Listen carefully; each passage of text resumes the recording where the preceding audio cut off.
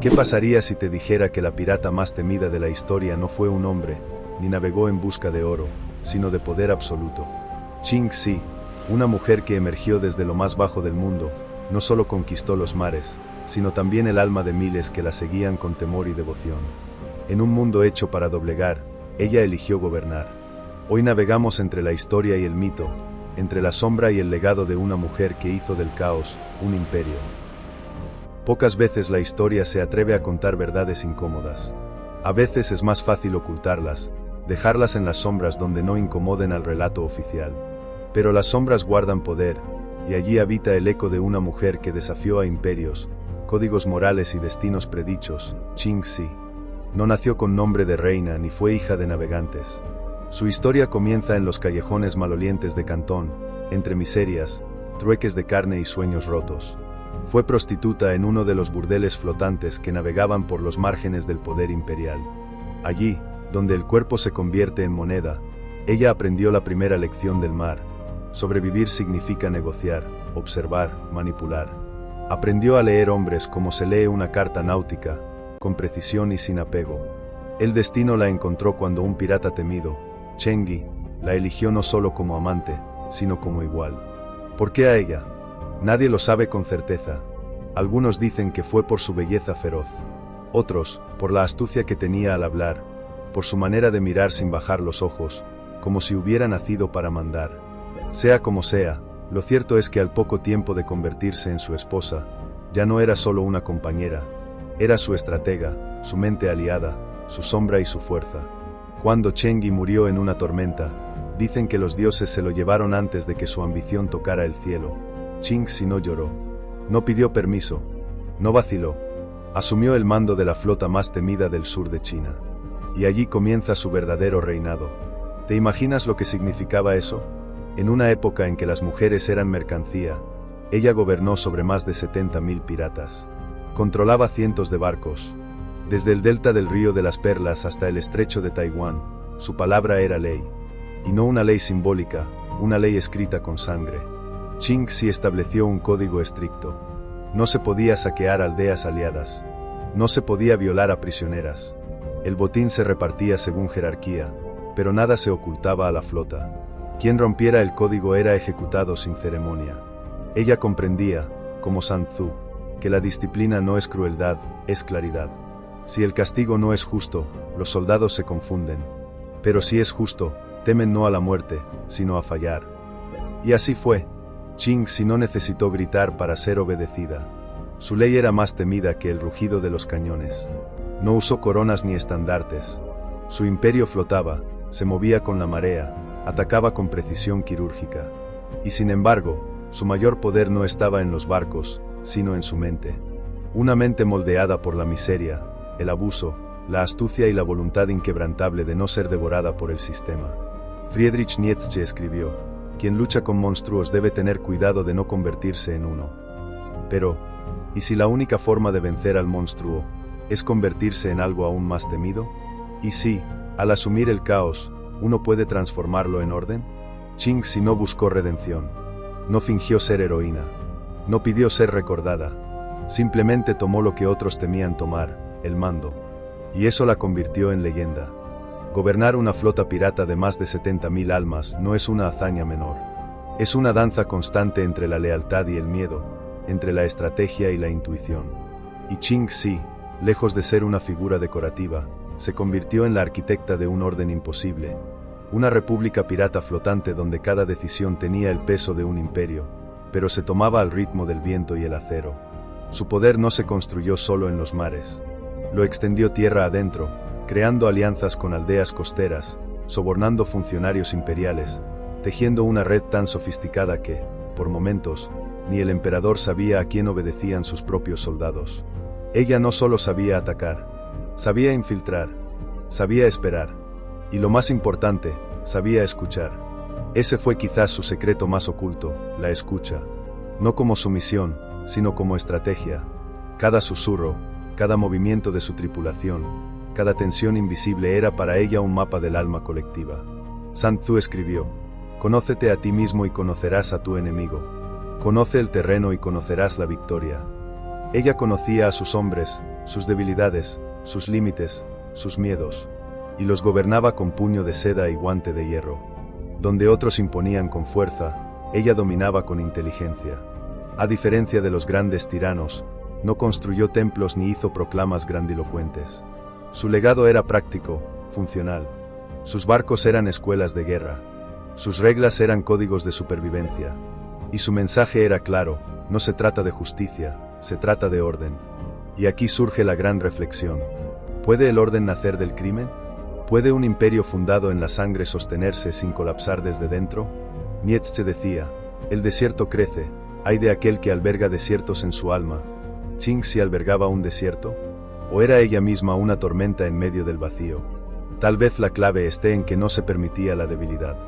No por orgullo, sino por necesidad. En su mundo, la compasión podía costar vidas. La duda era sinónimo de muerte. Por eso castigaba sin titubear. Por eso premiaba la astucia por encima del valor. Porque entendía, en lo más hondo, que el poder sin dirección es solo ruido. Y ella no hacía ruido, ella movía piezas invisibles. Hay historias de cómo desarmaba flotas enteras sin disparar un solo cañón, solo mediante amenazas veladas, rumores bien colocados o pactos inesperados. Era dueña del juego, y lo sabía. Pero incluso los juegos más inteligentes tienen un límite. Y el de ella estaba cerca. Con el tiempo, los imperios que antes la ignoraban comenzaron a temerla más que a cualquier enemigo exterior. El gobierno chino, debilitado y humillado, empezó a buscar alianzas con potencias extranjeras para ponerle fin a su reinado. Se unieron ingleses, portugueses y fuerzas imperiales, todos contra una mujer que, a ojos de muchos, no debía haber sobrevivido ni a la infancia. Y sin embargo, lo más sorprendente aún no había sucedido. Qingxi, la reina pirata, la hija de la noche, no murió en batalla, ni fue capturada entre cadenas, ni ejecutada en una plaza pública. Su final no fue una tragedia, sino una lección. Cuando entendió que la guerra total sería inevitable, hizo lo impensable. Propuso una rendición, pero no una rendición común. No suplicó, no negoció desde la debilidad. Fue directamente al gobierno imperial y pidió condiciones. ¿Y qué ofrecía a cambio? Paz, orden y la disolución de su propia flota. Los oficiales, sorprendidos, aceptaron. Le permitieron retirarse con todos sus tesoros, se quedó con su título nobiliario, y vivió el resto de su vida como una ciudadana rica y respetada. Desde la oscuridad absoluta, ascendió no a un trono, sino a una vida tranquila, sin enemigos, sin batallas, sin condena. Ese, quizás, fue su golpe maestro. Cuando todos esperaban sangre, ella eligió desaparecer. Cuando todos exigían justicia, ella ofreció estabilidad. Y en ese acto, rompió el último mito, el de que el poder siempre necesita mostrarse para existir. Qingxi vivió hasta los 69 años, una edad rara para alguien que jugó con la muerte durante décadas. Murió en su lecho, rodeada de riquezas, sin cadenas, sin verdugos, sin el juicio de la historia. Y eso, por sí solo, es una transgresión. Porque el mundo ama los finales trágicos, los mártires, los castigos ejemplares. Pero ella no ofreció nada de eso. Vivió como quiso, gobernó como nadie, y murió sin pagar precio alguno. En un mundo que exige sacrificios por cada acto de rebeldía, Qingxi dejó un silencio incómodo, el silencio de la victoria impune. Y aquí surge una pregunta que cala hondo. ¿Por qué no se habla de ella en las escuelas? ¿Por qué su historia no llena los libros como la de Napoleón, Alejandro o César? Tal vez porque su existencia cuestiona demasiadas estructuras. Porque una mujer que no pidió permiso, que no fue rescatada ni redimida, que no obedeció a reyes ni a dioses, no encaja en los moldes narrativos que nos enseñaron a venerar. Ella no fue símbolo de libertad, ni bandera de justicia. Fue voluntad pura, cruda, sin adornos. Como decía Nietzsche, la serpiente que no puede cambiar de piel perece. Así también las mentes que se impiden transformar. Y Qingxi cambió de piel tantas veces que terminó volviéndose invisible al juicio común. De prostituta a esposa, de esposa a comandante, de comandante a emperatriz sin corona. Y finalmente, de mito a sombra. Y esa sombra es la que nos sigue hablando. Porque su historia no es solo la de una pirata. Es la historia de una mente que entendió el poder no como violencia, sino como estructura. No como grito, sino como orden silencioso. como el arte sutil de moverse en la oscuridad sin perder dirección. Qingxi encarnó algo que Nietzsche llamaría la voluntad de poder. No poder sobre otros, sino poder sobre uno mismo, sobre el miedo, sobre el caos, sobre la narrativa impuesta por el mundo exterior. Ella no esperó ser elegida, se eligió a sí misma, y al hacerlo, rompió el espejo donde tantas otras se miraban esperando permiso para ser. En algún punto, su historia también se convierte en una advertencia, porque el poder sin raíz, sin propósito, puede convertirse en una forma de vacío. Y sin embargo, ¿acaso no fue ella más coherente que muchos gobernantes actuales? ¿No es más honesta la piratería que se reconoce como tal, que la tiranía disfrazada de democracia? Aquí es donde entra el arte de Sun Tzu. Él entendía que la verdadera guerra no se libra en el campo de batalla, sino en el alma. Que el general más temido es el que nunca necesita luchar. Y Qingxi fue ese tipo de general. Supo cuándo avanzar y cuándo desaparecer. Supo cuándo dejar que el mito hablara por ella. Ahora bien, ¿qué hacemos nosotros con esta historia? ¿La admiramos como una rareza? ¿La rechazamos como una amenaza? ¿O la absorbemos como una enseñanza? Tal vez haya algo de ella en cada uno de nosotros. En esa parte que no se conforma, que no se resigna, que, aun naciendo en el margen, se niega a vivir como víctima. Qingxi nos recuerda que el alma humana tiene recursos que ni los mapas ni los manuales pueden prever, que el instinto puede ser más sabio que la tradición, y que, a veces, romper las reglas no es rebeldía, es evolución. Y así, en el eco del tiempo, su nombre sigue flotando sobre aguas oscuras. No como una santa, no como una mártir, sino como lo que fue, una fuerza de la naturaleza que entendió que, para cambiar el mundo, primero hay que dejar de temerle. Qingxi no pidió ser recordada, pero aquí estamos, recordándola, no porque el sistema nos lo enseñó, sino porque su sombra sigue siendo demasiado grande como para ignorarla. A simple vista, un barco pirata era solo un instrumento de saqueo, pero bajo el mando de Qingxi, aquel barco se convirtió en algo más, una nación flotante, una estructura donde cada acto, cada mirada, cada decisión, construía un nuevo orden. No uno dictado por reyes o dogmas, sino por la lógica cruda de la supervivencia y la voluntad. En esas cubiertas, no había lugar para ilusiones románticas. El mar no tolera máscaras. Desnuda la esencia de quienes se atreven a cruzarlo. Y en medio de ese universo líquido, ella erigió un imperio sin tierra, un reino sin murallas, pero con límites invisibles más férreos que cualquier fortaleza. Su código pirata fue más que leyes, fue filosofía. Nadie podía desertar sin castigo. Nadie podía violar las órdenes sin enfrentar la oscuridad.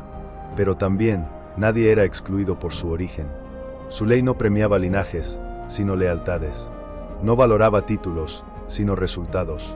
Era, en muchos sentidos, una utopía oscura. Una sociedad donde las jerarquías tradicionales se desmoronaban, y donde el mérito entendido en su forma más brutal, determinaba el lugar de cada uno. El caos del mundo exterior se quedaba en el horizonte. A bordo, reinaba el orden impuesto por una mujer que nunca alzó la voz más de lo necesario, porque su sola presencia bastaba. Y aquí es donde la psicología se entrelaza con la historia. Qingxi no lideraba desde la ira, ni desde la necesidad de aceptación. Su poder no era reactivo. Era ancestral, arquetípico, representaba la sombra de lo femenino reprimido durante siglos. No la diosa maternal, ni la virgen sumisa. Era la bruja, la guerrera, la serpiente sabia, lo que Jung llamaría el femenino oscuro, no como maldad, sino como totalidad. Encarna lo que la sociedad teme en una mujer, autonomía radical. Una mujer que no necesita ser salvada, que no busca aprobación, que no se doblega ante la moralidad impuesta. Una mujer que crea su propio eje, y desde allí, ordena el mundo. Y mientras tanto, el mar, siempre el mar, como un personaje más en esta historia. No solo escenario, sino cómplice, porque el mar, como el inconsciente, no obedece a las reglas del hombre. Es vasto, profundo, indomable. Es caos en estado puro. Y Qingxi no intentó dominarlo, se fundió con él.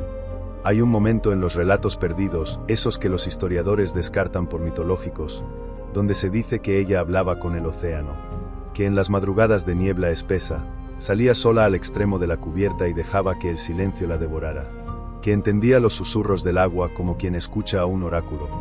¿Delirio? ¿Metáfora? O sabiduría que no cabe en las bibliotecas.